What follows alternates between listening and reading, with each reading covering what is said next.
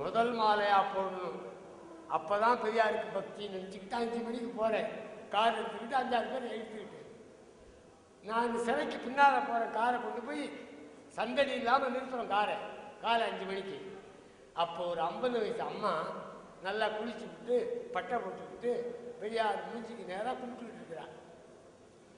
அப்பதான் செருப்பால் அடிச்ச மாதிரி இருந்தது. புத்தி வந்தது. ஓ, பெரியார் சொன்னது சரியா போச்சு. இது சிலையை கும்பிடுற நாடு. நம்மளுக்கு சிலை வச்சா நாளைக்கு நம்ம சிலையும் கும்பிடுவான். அந்த புத்தி அப்ப எனக்கு வரல. 66 நினைக்கிறேன். தயவு செய்து திருநாவுக்கரசு அவர்களுக்கு சிலை வைக்காது. நல்ல ஆயில் பெயிண்ட்ல இப்ப நம்ம அன்பழ அழகா படம் எடுப்போம். எங்க வீட்டுக்கு எதிர்த்தாமல் இருக்கிறார். நான் முன்னாடியே பார்த்துட்டு அந்த படத்தை அப்படியே அழகா எழுதியிருப்பேன். ஆயில் பெயிண்ட் எழுதுனா 600 ஆண்டுக்கு மேல இருக்கும். அது போதும். வீட்டில் ஒன்று வச்சுக்கோங்க, நீங்க வைக்கிற நினைவகத்தில் ஒன்று வச்சுக்கோங்க. அதுக்கு மேல ஒன்றும் தேவையில்லை. சிலையெல்லாம் வைக்காதீங்க. தெருவுக்கு தெருவு சிலை இருக்குது. அப்புறம் திருநாவுக்கரசு சிலைகளை வச்சுக்கிட்டாங்க. அப்படின்னு நம்மளை அன்பா கேட்டுக்கிறேன். இந்த சொற்களோடு என்னுடைய நிறைவுரை என்பதை நான் முடித்துக்கொள்ள விரும்புகிறேன். திருநாவுக்கரசருடைய புகழ் மங்காமல் மறையாமல் இருக்கும். அதற்கு அந்த வலிமை இருக்கு. ஏன்னா அவர் அதை வச்சு எதுவும் பண்ணிக்கல. பதவி தேடிக்கல, வசதி தேடிக்கல, ஒன்றும் தேடிக்கல. அப்போ அது மங்காமல் இருக்கும். காரணம் அது தூய தொண்டு விளைவாக ஏற்பட்ட புகழ். அந்த புகழ் நீடித்து நிலைத்து இருக்க வேண்டும் என்கிற என்னுடைய விருப்பத்தை, என்னுடைய ஆசையை அவருக்கு இறுதி மரியாதையாக, இறுதி வணக்கமாக கூறி விடைபெறுகிறேன். நன்றி, வணக்கம். உழவர்கரை நகரமன்ற தலைவர் திரு நாசே சேவாளர் அவர்கள் நினைவுரையாற்றுவார். மக்கள் முதல்வர் ஐயா அவர்கள் நிறைவேறார். இனிய நண்பர்களே, பெரியவர்களே, சகோதர சகோதரிகளே,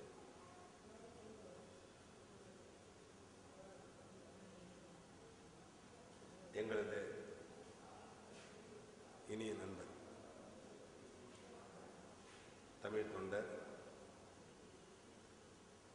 அவருடைய திருவுருவ படத்தை, நண்பர் திருநாவுக்கரசு அவருடைய திருவுருவ படத்தை கனத்த இதயத்தோடு திறந்து வைத்த இந்த வேளையில் அவருடைய குடும்பத்தாருக்கு என்னுடைய ஆழ்ந்த இரங்கலையும் வருத்தத்தையும் தெரிவித்துக் கொள்கிறேன்.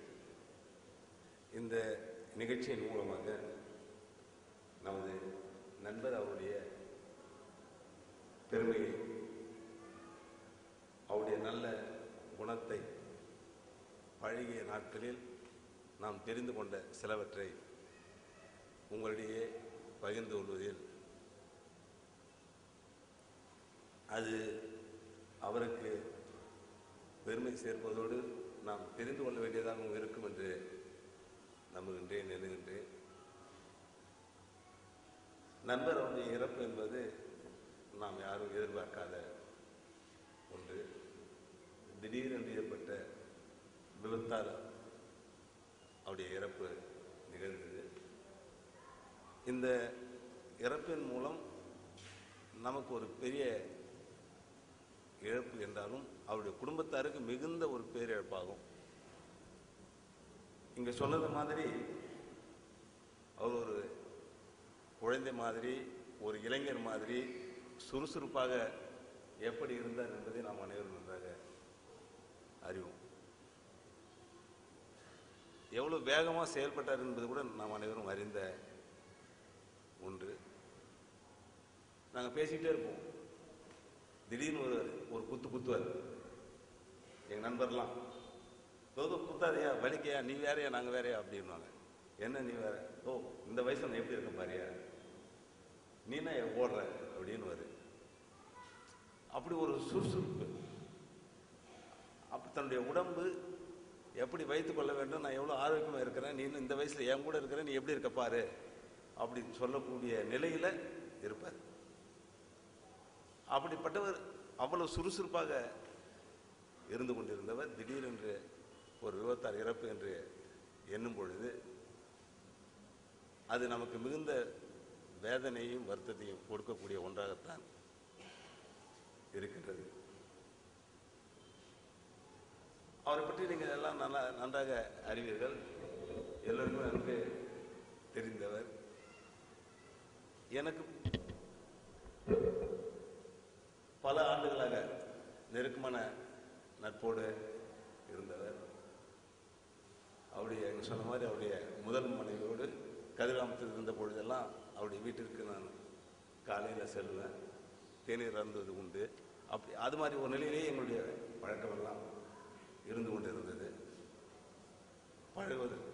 பழகுவதற்கு மிகவும் இனிமையாரோ, பழகிட்ட பிறகு அவர் யாரும் விடுறதும் கிடையாது.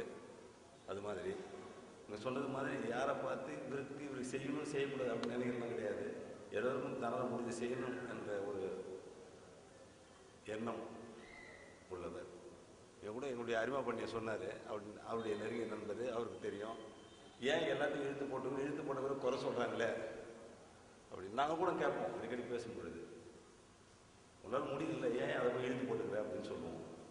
இல்லை கேட்டாங்க, செய்ய முடிய செய்வோம், முயற்சிப்போம், முடிதான் அவங்களுக்கு முடியட்டும், முடியும் என்று எண்ணி தான் நம்ம செய்கிறோம். முடியல நம்ம என்ன பண்ண முடியும், அதை தான் செய்கிறேன், அதை தான் இழுத்து போட்டுட்டேன் அப்படின்னு சொல்லுவார் சாதாரணமாக. இன்னொன்று செய்வார், நிறைய முயற்சி எடுப்பார். செய்ய முடியல, முடிந்த வரைக்கும் செய்ய முடியும் என்ற ஒரு எண்ணத்தோடு முயற்சி அதை செய்து கொடுக்கணும் மற்றவங்களுக்கு அப்படின்னு ஒரு காரியத்தை எடுத்து செய்ய முயற்சி செய்வார். முடியலன்னு பொழுது திடீர்னு வருவார். இதை செஞ்சு நான் சொல்ல ஒரே ஒரு வார்த்தை சொல்லலாம் அப்படின்னு நான் சொல்லுவேன். இதை முதலே சொன்னா என்ன, சொன்ன செஞ்சுன்னா சொல்ல போகிறோம் அது என்ன. இல்லை என்னால் முடிய செஞ்சுட்டு இருப்பான், முடியல, ஒரே ஒரு வார்த்தை சொன்னால் பார்த்துக்கலாம் அப்படின்னு. அப்போ எப்படியாவது செஞ்சு கொடுக்குன்ற ஒரு நான் சொன்ன வார்த்தை என்கிட்ட நாங்கள் பேசும்பொழுது வாடா போடான்னு பேசின பழக்கம் கிடையாது. ஆனால் அதை ஒரு ஒரு ஒரு மரியாதையோடு சொல்கிற ஒரு வார்த்தை, கொஞ்சம் சொல்லு அப்படின்னு. அது மாதிரி அதை செய்து கொடுக்கணும் அப்படின்ற ஒரு எண்ணத்தோட, எப்படியாவது செய்து கொடுக்கணுன்ற எண்ணத்தோட எல்லா காரியத்தையும் எடுத்து போட்டுட்டு செய்கிற ஒரு மனம் படைத்தவர் நம்முடைய நண்பர். ஒரு 2 நாளுக்கு 3 கூட சொன்னோம். ஒரு 2 நாள், ஒரு நாள் தான், ஏதோ ஒருத்தர் இறந்துட்டார், ஒரு தம்பி யாரோ ஒருத்தர். அப்போ அறிமுக பண்ணி வந்து சொன்னார், இதே நம்ம திருநா வந்து நான் எடுத்து போட்டுட்டு ஓடி போய் அங்கே போய் அதை வாங்க இதை வாங்க சொல்லி எடுத்தாந்து முடிச்சிருப்பார் பாரு. இல்லை பாரு. அப்போ அந்த எண்ண நினைப்பு எங்களுக்கு வருகின்ற ஒரு நினைப்பு. இப்பொழுது கூட கடைக்கு போனோம்னா, இந்த நேரம் திருநா வந்தால் ஒரு டக்குன்னு ஒரு 10 ரூபா எடுத்து கொடுத்து டீ வாங்கிடுவேன் அப்படின்னு சொல்லுவார். நாங்கள் நினைப்போம், அந்த நினைப்பு எங்களுக்கு வந்துடும். நான் போய் உட்காந்துருக்கும் பொழுது, இப்போ முன்னாடி எனக்கு அலுவலில் இருக்கும்பொழுது நேரம் இல்லை. இப்போது கடையில் நாங்கள் வழக்கமாக உட்கார கடையில் உட்காந்துட்டு இருக்கும்பொழுது வந்தார்னா அந்த ஞாபகம் 12 மணி ஆச்சுன்னு எங்களுக்கு ஒரு ஞாபகம் வரும். எங்கள் திருநா வருவார், டீ வாங்கி கொடுப்பாரு அப்படின்னு வந்த உடனே அது மாதிரி ஒரு எண்ணம் வரக்கூடிய நிலை எங்களுடைய நண்பர்கள்லாம் அந்த நட்பு இருந்து கொண்டு இருந்தது. நீங்கள் இந்த குட்டிஷ் திட்டம் நீங்கள் சொல்கிறோம், இப்போ அடிக்கடி எல்லாரும் எங்கள் நண்பர்கள்லாம் சொல்லுவாங்க, வெளியிலேருந்து வரவங்க சொல்லுவாங்க குட்டிஷ் திட்டம் இருக்காரா அப்படின்வாங்க.